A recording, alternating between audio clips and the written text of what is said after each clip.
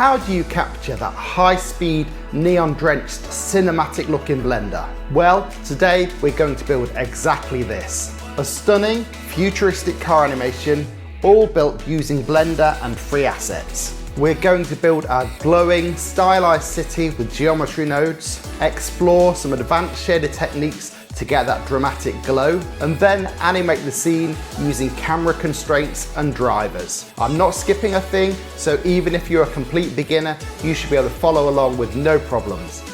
Let's get started.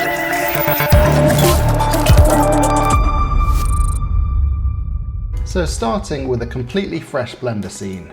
We've deleted everything, and we're just going to start off by making the building. So I'm going to press Shift and A, we're going to add a mesh cube, press Tab to go into edit mode. We're basically going to convert this into sort of a cybery building. We can press 3 to select faces, and then we can press G to grab, and then we can constrain to the Z axis by pressing Z. We're going to make it a bit taller. We want a kind of skyscrapery sort of level. We're going to add some loop cuts, so it's Control and R, and the loop cut appears depending on whether your mouse is over the horizontal axis or the vertical axis. Let's add some loops in the vertical axis. So basically just roll your mouse wheel, or you can type in the number of loops on your keyboard. Left click to confirm, and then you can either move them left or right, or just right click your mouse just to cancel that. Same again on the other axis, so Control R, roll your mouse wheel. We want sort of square windows, so I'm just going to eyeball that to about that shape there. Left click to confirm, and right click just to leave them where they are. Okay. The next thing we're going to do, we're going to inset some windows. If you press 3 on your number pad, or it might be 1 depending on how you've drawn the loop cuts, you can actually draw and select all of these faces. You press I to inset. If you press I again, it'll inset the faces individually. So basically pressing I twice. And then we're going to press E to extrude, and we're just going to push them inboard a little bit like that. Okay. That's building number 1 complete. If you want to see it a bit better, you can click this drop down here and add depth of field and cavity. That'll just make the shape appear a little bit better. The final thing we're going to do with this cube, I'm going to press 1 on my keypad. We're just going to move it, so G to grab, Z to move on the Z axis. I want the bottom of the cube here, bottom of the building, to be level with this red line, the origin in the Blender viewport. And also, this dot here represents the origin of the model. We're going to click options up here and affect only origins, and we're going to press G to grab, Z to move the origin to the bottom of the model. This ensures that when we put the buildings on the plane, they all appear with the foot of the building in the right place. Okay, remember, switch off affect only origins, otherwise this will drive you mad trying to work out what you did. Okay, we're going to add another building in, Shift and A, add another mesh cube. I'm just going to press G to grab, move it on the Y axis, and press 1 or 3, and we're just going to move it so it's positioned at the bottom. Let's move the origin point first this time. Grab, Z, G to grab, Z to move. Don't forget to deselect this. Okay, this building here, we could actually make this a bit wider at the bottom, so make sure you're in face select mode, select the bottom, S to scale, click the top, E to extrude, S to scale, E to extrude. We'll add in some loop cuts in the building. You hold down the Alt key and click near a horizontal line and select a whole loop. So what we'll do, let's see, holding down Shift and Alt, we'll select both of those loops, press E to extrude, we'll press Alt E, we'll extrude the faces along the normals. This basically just enlarges them. We'll just create another building like this, and then we'll add one final building, Shift A, mesh cube. I'm just going to speed through this one.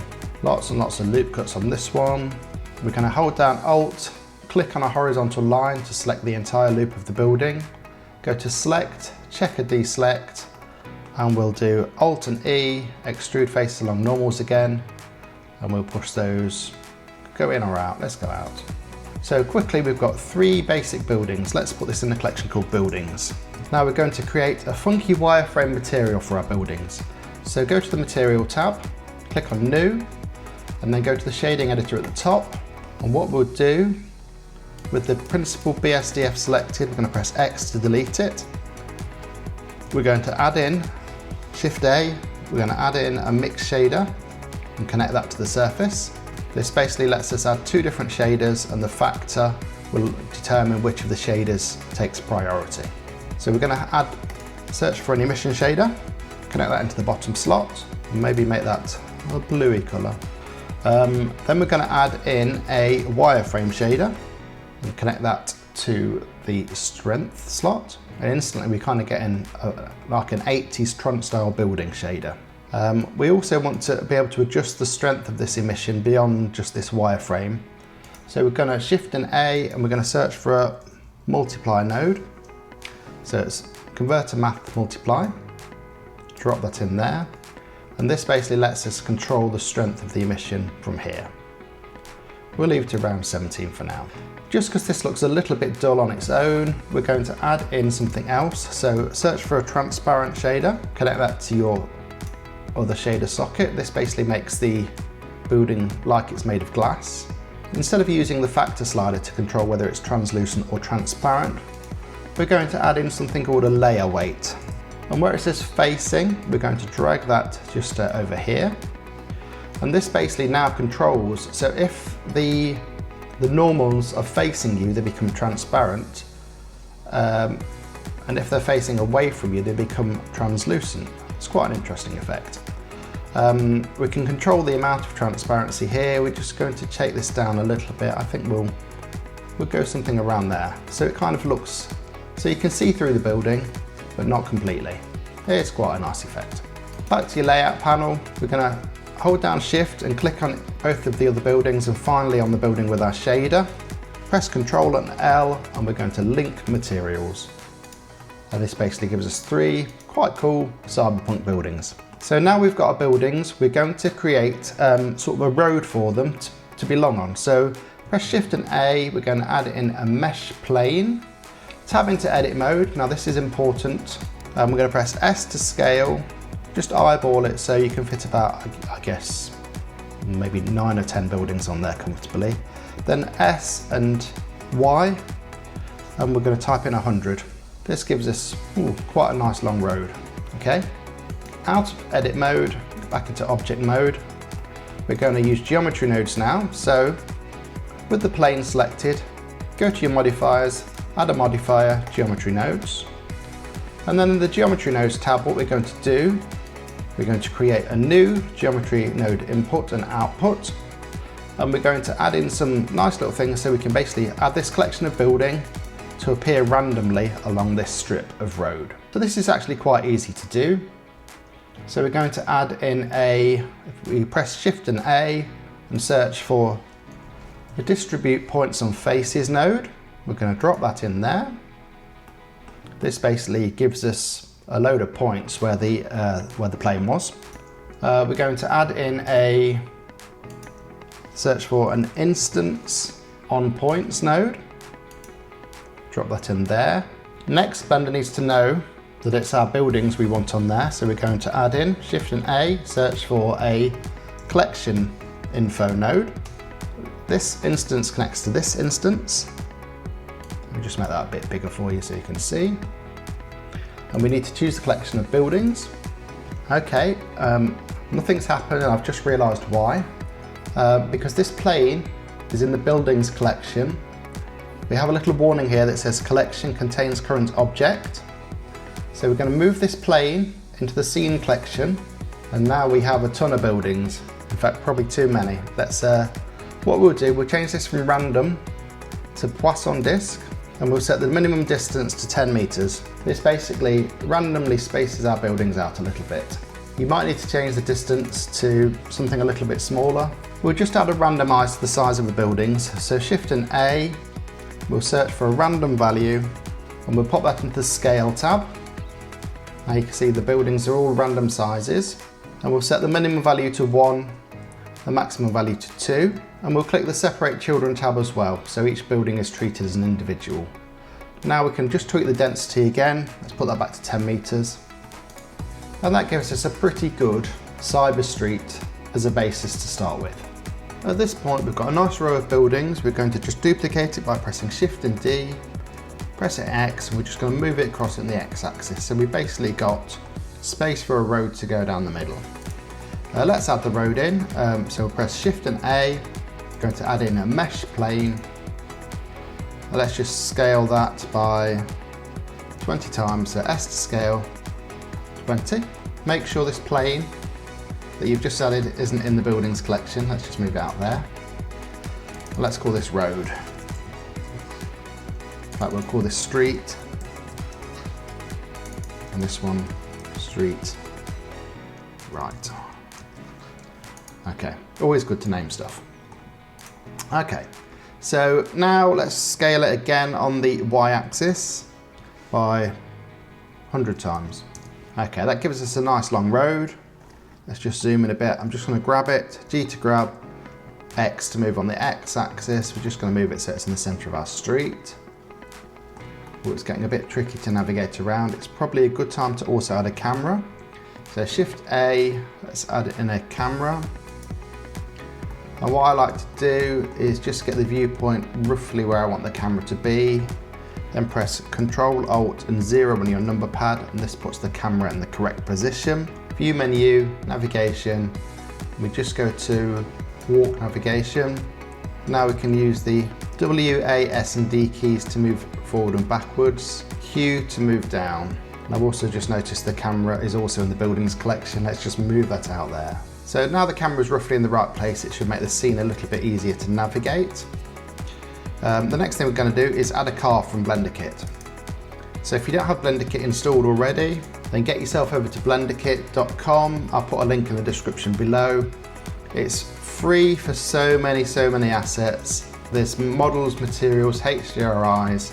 Obviously you can pay if you want to. It's very competitive pricing to access the whole library.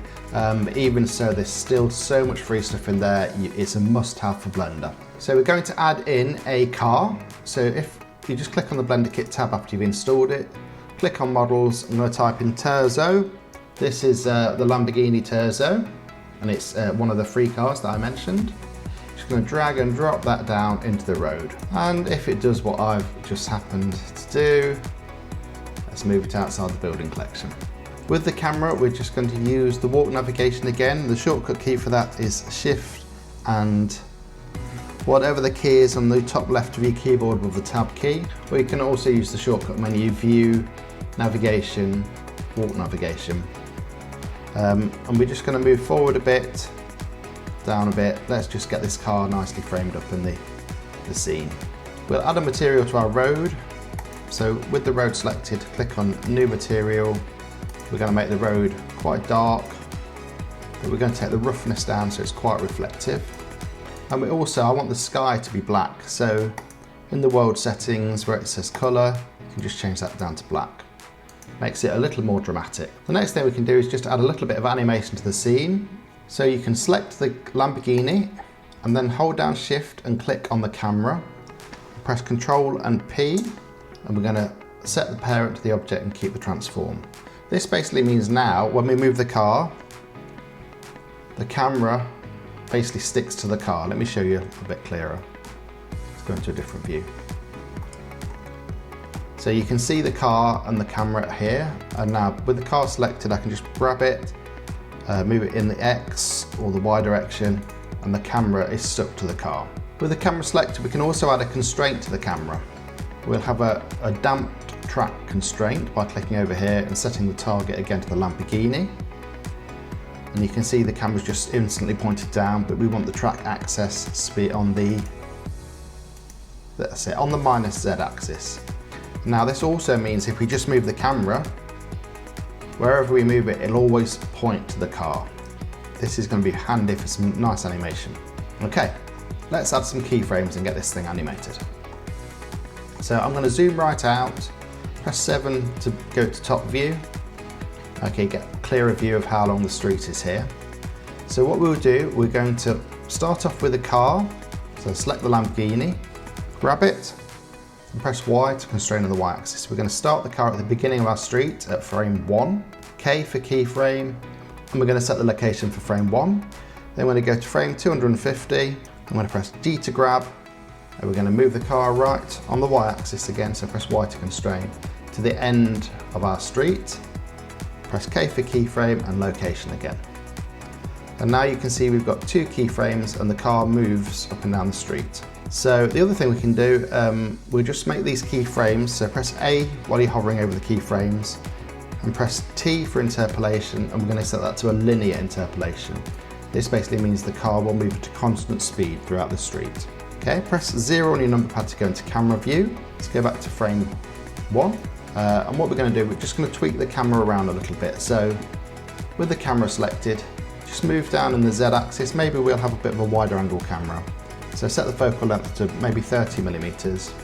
And we're just going to tweak these X, Y and Z locations till we get something that looks quite cool.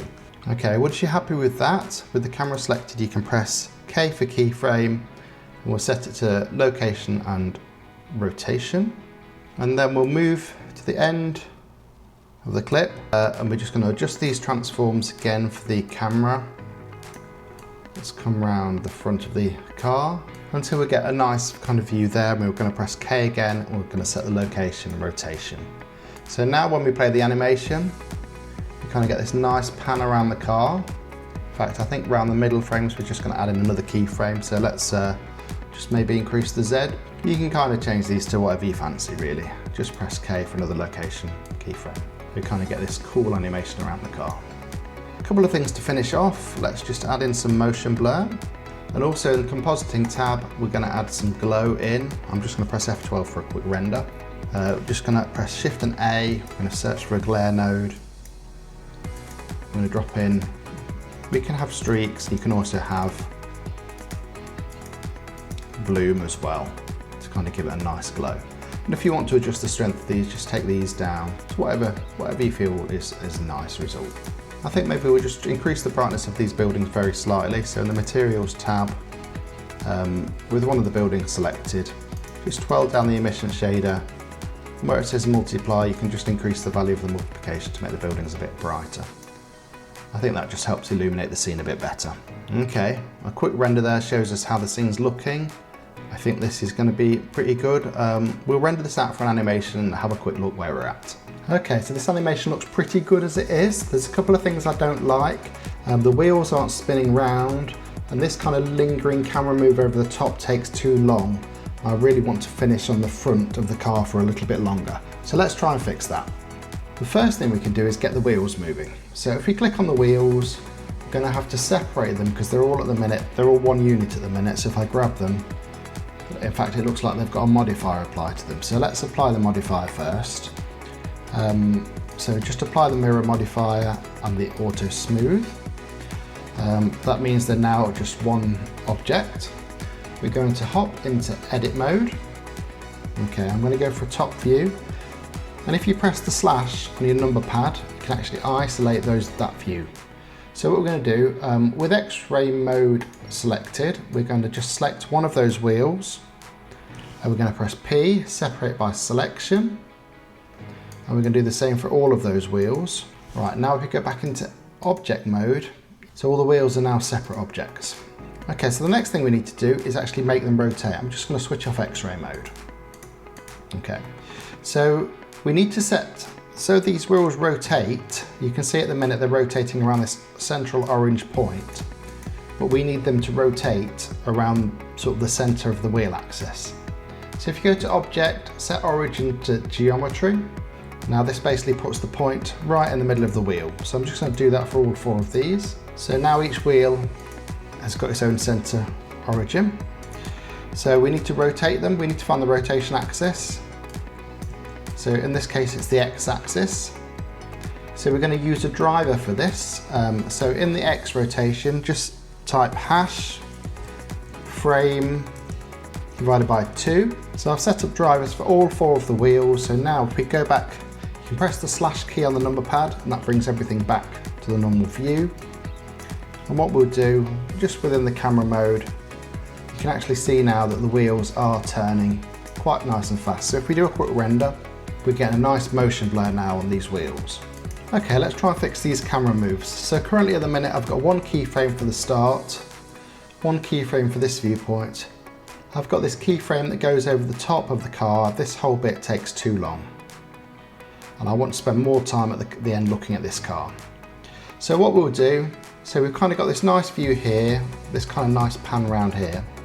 So I'm going to press K for a location keyframe here. And we're going to just make that last a bit longer. So now we've kind of got a much slower movement around here. And I want to transfer quickly to this viewpoint here. So I'm just before it, this point here, I'm going to press K for another keyframe here, location and rotation. And we're just going to drag that back here. So what that does, it basically means this first part's nice and smooth. We get kind of quite a whip pan around here, a nice slow bit around here. And then we'll take this view here, add another location and rotation keyframe. And we're going to move that towards this over the top view. So it's kind of smooth, quick over the top. And then the last keyframe I'm going to take from about here, K, and we're just going to smooth that over here. So now we've got a nice smooth start to the animation. Quick round there, nice and smooth again, quick over the top, and a nice view of the front of the car to finish. I think that would work just nice. Let's render that out and see how it looks.